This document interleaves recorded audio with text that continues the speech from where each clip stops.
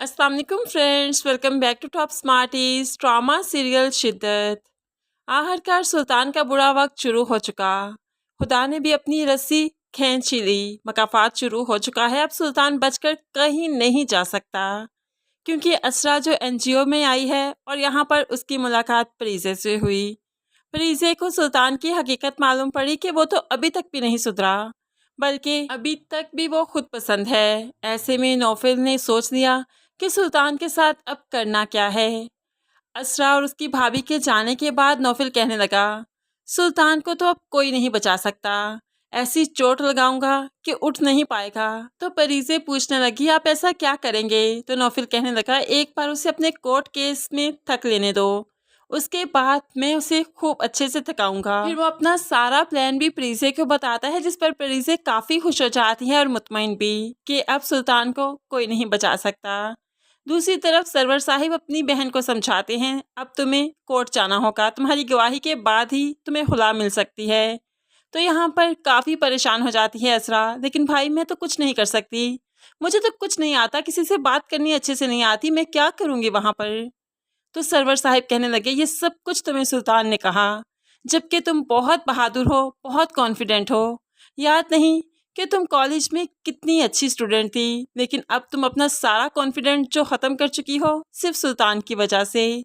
और मैं चाहता हूँ कि तुम सुल्तान को भूलकर एक बार कोर्ट जाओ और अपने हक के लिए लड़ो। तुम अपने हक के लिए लड़ोगी नासरा, उसके बाद ही तुम्हारी ज़िंदगी के बेहतर फैसले हो सकते हैं। अब असरा ने ठान ली कि वो वाकई जाएगी और अपने हक के लिए आवाज़ उठाएगी। दूसरी तरफ अब नौफल अपनी गेम खेलना स्टार्ट करता है। वो सुल्तान को अपने एनजीओ में एज चीफ गेस्ट इनवाइट करता है कि यहाँ पर स्टूडेंट्स को आकर प्राइज़ डिस्ट्रीब्यूट कीजिए।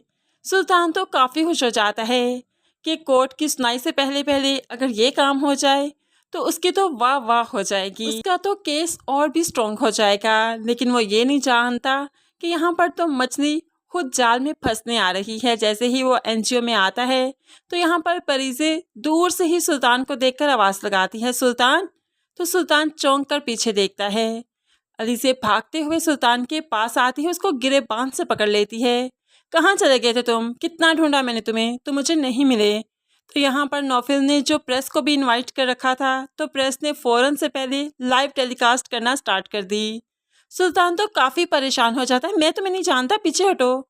तो परीजे कहने लगी, मुझे नहीं जानते, मुझे तुमने पागल खाने तक पहुंचा दिया, याद है? मुझसे शादी का वादा किया था, मेरी शादी वाले दिन मुझे भगा कर ले गए, लेकिन मुझसे शादी नहीं की। क्यों किया तुमने मेरे साथ ऐसे? अब यहाँ पर अलीज़े बोलती गई और लाइव टीवी पर सब कुछ चलता गया, जो कि असरा भी देखती रही। असरा तो एकदम से शॉक्ड हो जाती है कि क्या परीजे भी सुल्तान के हत्थे चढ़ चुकी है, उसकी वजह से पागल खाने जा चुकी है। लेकिन असरा तो ये सब कुछ बाद में सोचेगी। पहले सुल्तान, जो कि बचपन में एक बार परीजे के हाथों पिट चुका था, अब की बार फिर से वो परीजे के हाथों पिट रहा है। पहले तो वो नीम पागल हुआ था, लेकिन अब इतना पागल हो जाएगा कि पागल खाने ही पहुंच जाएगा।